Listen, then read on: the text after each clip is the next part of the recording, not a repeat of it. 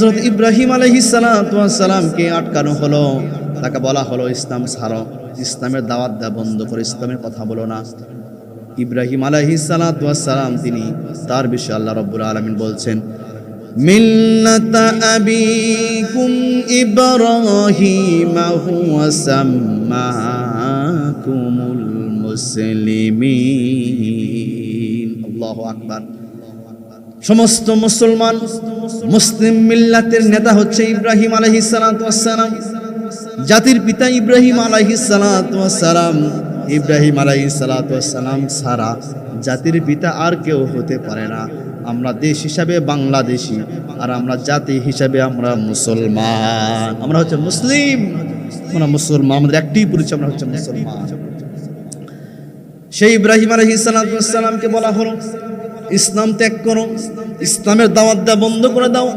এই নমরুদ ইব্রাহিম আলাইহিস সালাতু ওয়াস সালামকে আটকিয়ে রেখে ইব্রাহিম আলাইহিস সালাতু ওয়াস সালামকে বলা হচ্ছে তুমি ইসলামের কথা বন্ধ করো, নচেত তোমার উম্মতদেরকে ফুটন্ত তেলের মধ্যে নিক্ষেপ করা হবে। ফুটন্ত তেলের মধ্যে অনেকগুলি তার সাহাবাদেরকে উম্মতিদেরকে নিক্ষেপ করা হয়েছে। এরপরেও হযরত ইব্রাহিম আলাইহিস সালাতু ওয়াস সালাম দিন থেকে, ইসলাম থেকে এক চুল পরিমাণ এদিক সেদিক করেন নাই। আমার প্রিয় ভাইরা, মিশকাত সূরা মিরকাতের মধ্যে বলা হয়েছে যে ইমানের স্তর হলো তিনটি, ইমানে লফজি, ইমানে যেহনি, আর 3 নম্বর হচ্ছে ইমানে গায়বী। ইমানে গায়বীটা কেমন? 3 নম্বর চূড়ান্ত পর্যায়ের ইমান। মুহাদ্দিসিন ইকরামরা বলেছেন যদি কোনো ব্যক্তিকে আগুনে পুড়ে ভস্ম করে দেওয়া হয়, তবেও সে ব্যক্তি দিন থেকে, ইসলাম থেকে, কোরআন থেকে, নবীজির সুন্নাহ থেকে, নবীজির আদর্শ থেকে সে পিছু হটবে না। ওই ইমানটির নাম হচ্ছে ইমানে গায়বী। ইমানে গায়বী ওটাকে বলা হয় যদি উত্তপ্ত বালুকণার মধ্যে শুইয়ে রাখা হয়, এরপরেও দিন থেকে, ইসলাম থেকে সে মুসলমান এদিক ওদিক হবে না।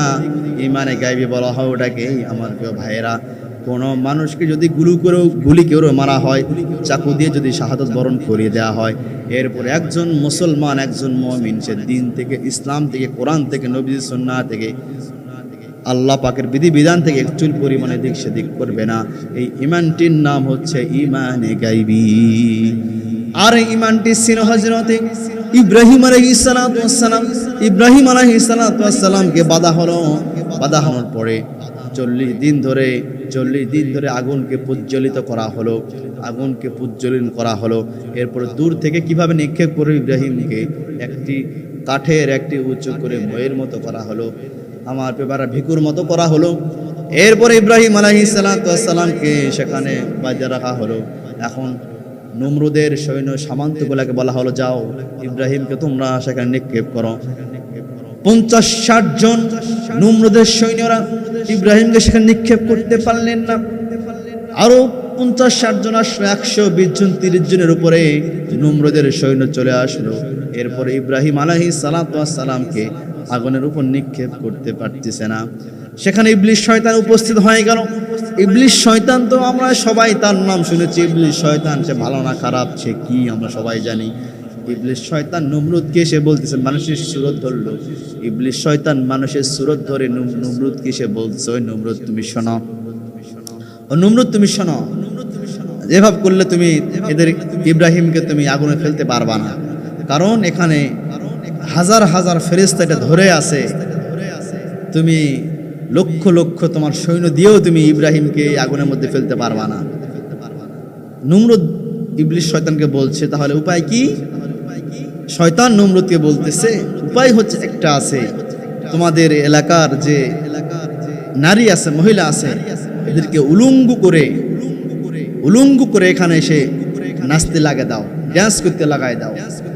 যখন উলঙ্গ হবে, ড্যান্স যখনই করবে, তখনই কোনো ফেরেশতা এখানে থাকতে পারবে না, সব ফেরেশতা এখান থেকে চলে যাবে। তখনই তুমি ইব্রাহিমকে আগুনের মধ্যে ফেলে দাও। নমরুদ বললেন তাই নাকি? হ্যাঁ। নমরুদ নর্তকীদেরকে আহ্বান করলো, নর্তকী চলে আসলো।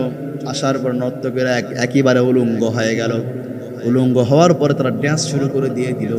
আর যেখানে খারাপ জায়গা সেখানে ফেরেশতা আসে না।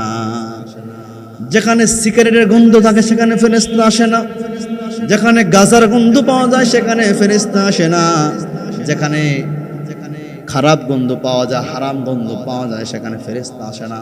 সমস্ত ফেরেশতা ওই কাঠের ভিকু মতো তৈরি করা ওই বস্তুটাকে ছেড়ে চলে গেল ফেরেশতারা। এরপরে ওই সৈন্যগুলো ইব্রাহিম আলাইহিস সালামকে তার আগুনের মধ্যে নমরুদের আগুন নিক্ষেপ করবে।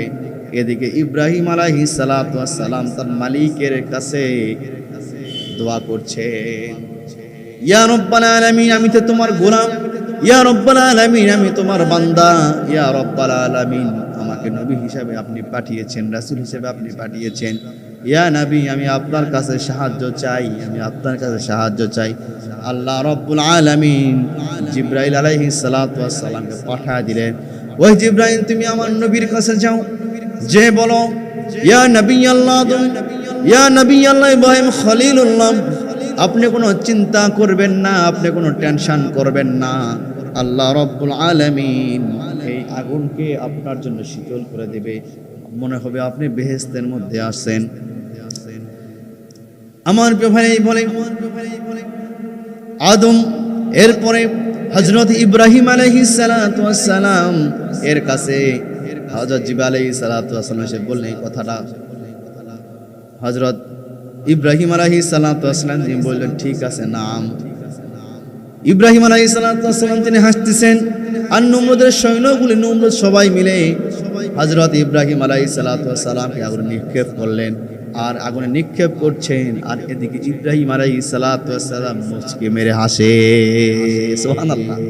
এদিকে নমরুদ আর তার সৈন্যগুলো ভাবতেছে এবারে ইব্রাহিমের খবর আছে, তাকে আগুনে নিক্ষেপ করা হচ্ছে, পুরা শরীর পুড়ে ভস্ম হয়ে যাবে, আর এদিকে হযরত ইব্রাহিম আলাইহিস সালাম তিনি মুচকি মেরে হাসে, সুবহানাল্লাহ। ইব্রাহিম আলাইহিস সালাম তিনি তাকে নমরুদের আগুনের মধ্যে নিক্ষেপ করা হলো।